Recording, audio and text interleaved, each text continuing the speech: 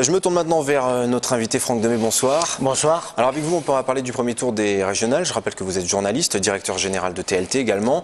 Pendant les 15 jours qui ont précédé le scrutin de dimanche d'hier, vous avez reçu dans le comptoir de l'info l'ensemble des têtes de liste de Midi-Pyrénées.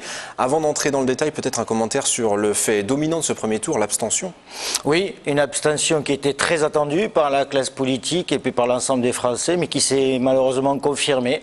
Plus d'un électeur sur deux ne s'est pas déplacé sur ces élections régionales. Nous avons un taux de 52% d'abstention, ce qui crée une rupture quand même démocratique dans le pays et qui devrait interroger la classe politique quand même, parce que manifestement les Français s'étaient déjà lourdement abstenus pour les européennes. On disait que ce scrutin était lointain, l'Europe c'était loin. Là on est sur un scrutin de proximité et on a quand même une abstention record. Donc cette fracture démocratique est inquiétante pour l'avenir. Et la classe politique devrait en tirer, à mon sens, les leçons. Alors dans les urnes maintenant, le rapport de force a finalement tourné à la faveur de la gauche sans grande surprise, pourrait-on dire. Sans grande surprise, effectivement, puisqu'on a annoncé un grand chelem, encore possible pour l'ensemble de la gauche française. On est dans un scrutin que le président de la République a voulu considérer comme un scrutin local, mais Nicolas Sarkozy et la politique de l'UMP au pouvoir devra tirer les enseignements.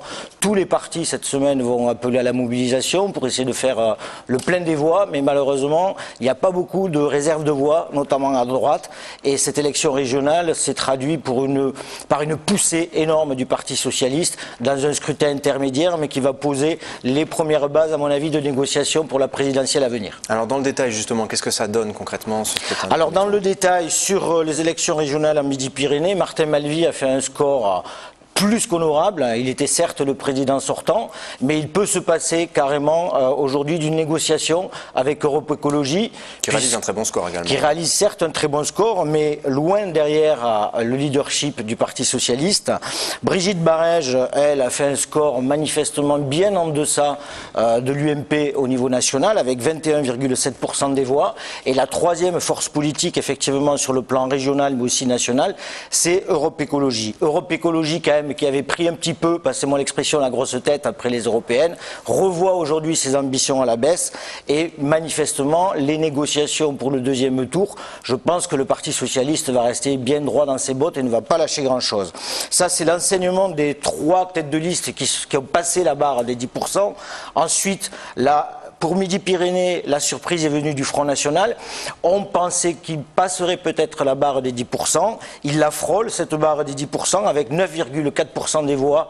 Il perd ses élus au Conseil régional à Midi-Pyrénées. C'est une mauvaise nouvelle pour Frédéric Cabrelier, qui espérait passer cette barre des 10%.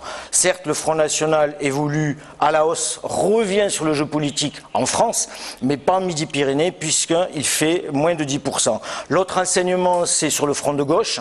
Manifestement, le parti de Mélenchon et les partis communistes ralliés se maintiennent avec 6,9% des voix en Midi-Pyrénées. C'est pas négligeable, un peu plus qu'au niveau national, ils ont fait 6,2% des voix. Mais la grande déception pour l'extrême gauche, c'est quand même l'effondrement du NPA avec Olivier Besancenot, qui ne fait en région Midi-Pyrénées que 2,8% des voix, et l'effritement total de Lutte ouvrière, qui fait moins de 1% des voix. On peut observer quand même, une fois de plus, peut-être qu'ils en tireront les leçons à l'extrême gauche. Si on totalise les voix de l'extrême gauche était en capacité de passer en Midi-Pyrénées la barre des 10%, mais en se présentant au combat désunis, manifestement, ils paient leur politique de désunion. Alors quel sens général vous donnez à ce scrutin ? Je donne alors à ce scrutin deux enseignements majeurs. Le premier, c'est que la campagne des présidentielles est lancée. Le premier, c'est que Martine Aubry, manifestement, tire le Parti Socialiste vers le haut, et on verra ce que fera Dominique Strauss-Kahn dans les mois à venir. Mais la campagne des présidentielles est déjà lancée.